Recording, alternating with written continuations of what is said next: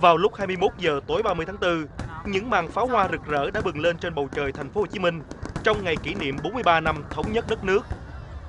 Năm nay, thành phố Hồ Chí Minh tổ chức bắn pháo hoa tại 2 điểm, trong đó điểm bắn tầm cao tại khu vực hầm Thủ Thiêm vượt sông Sài Gòn là điểm bắn pháo hoa truyền thống từ hàng chục năm qua của thành phố.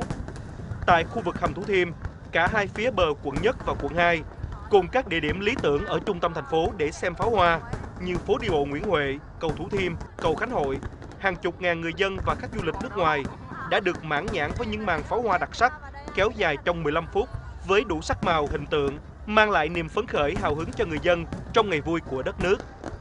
Cùng thời điểm, tại công viên Đầm Sen, quận 11 cũng diễn ra màn bắn pháo hoa tầm thấp để phục vụ người dân khu vực phía nam thành phố.